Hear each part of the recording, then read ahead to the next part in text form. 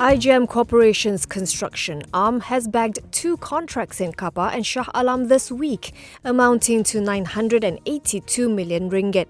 In a statement, it said IJM Construction won a 831 million ringgit design and build turnkey construction contract for a new government hospital in Kapar from the Works Ministry. Construction works is scheduled to commence this month and should be completed within 48 months by November 2026. The scope of works includes earthworks and ground treatment works, piling and foundation works, interior design for the main areas in the hospital, mechanical and electrical services inclusive of related medical equipment, information and technology works, external and infrastructure works, environmental and protection enhancement works, maintenance works and construction of 120 units of staff quarters. The project is a 60-40 joint venture between IJM Construction and Selangor-based builder Ganda Imbohan. The second job is to build the Inland Revenue Board's office tower in Shah Alam for 150.8 million ringgit.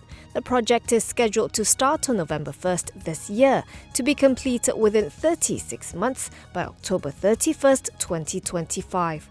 IJM Corp shares closed up 1.97% to RM1.55 today, translating into a market capitalization of 5.65 billion ringgit.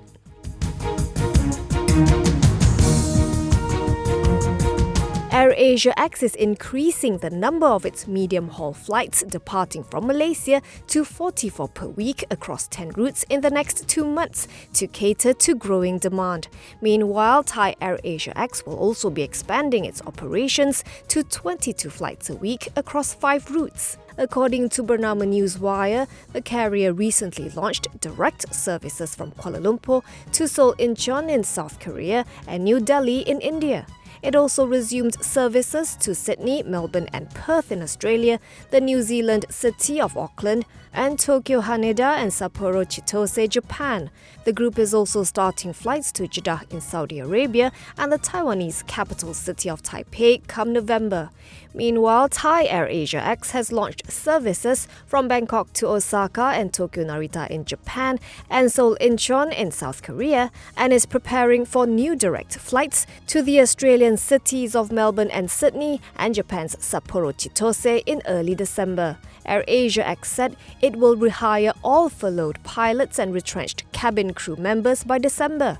Its CEO Benjamin Ismail said the airline currently operates 4 wide-body A330 aircraft and expects to be operating up to 13 aircraft by the first quarter of next year.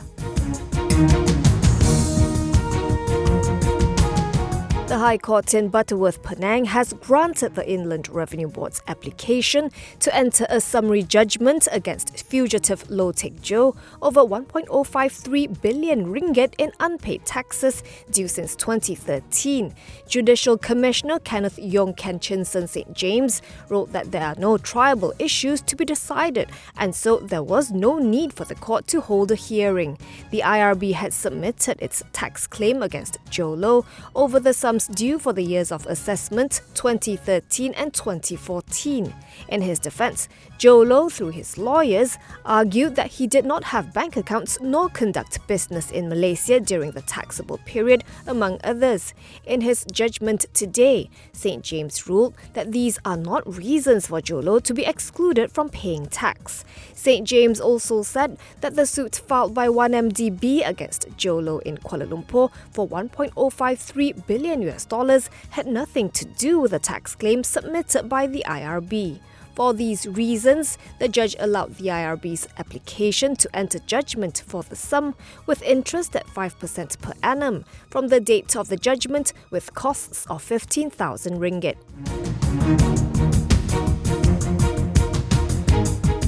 The former executive chairman of Kaylee Holdings, Datuk Wira Ng Chun Hao, has filed a defamation suit in the Kuala Lumpur High Court against the company and its new board over statements in connection with the misappropriated funds amounting to 30.55 million ringgit. Ng was Kaylee's executive chairman from February 2021 to May 2022. A statement issued on behalf of Ng today said the Perak-based lingerie and garment manufacturer had made several false and baseless allegations against the former chairman in its October 6th press release. It claims that the statements were defamatory and made with malicious intent to divert the attention of the public and authorities from the true wrongdoers to Ng. It said this also caused serious damage to Ng's reputation. Ng is seeking damages for libel with aggravated and exemplary damages against Kaylee and its board of directors. He will also be applying for an injunction to bar these parties from further publishing the defamatory statements. Kaylee's share price was unchanged at 28 cents at the close, with a market capitalization of 73.6 million ringgit. Year to date, the counter has fallen 20%.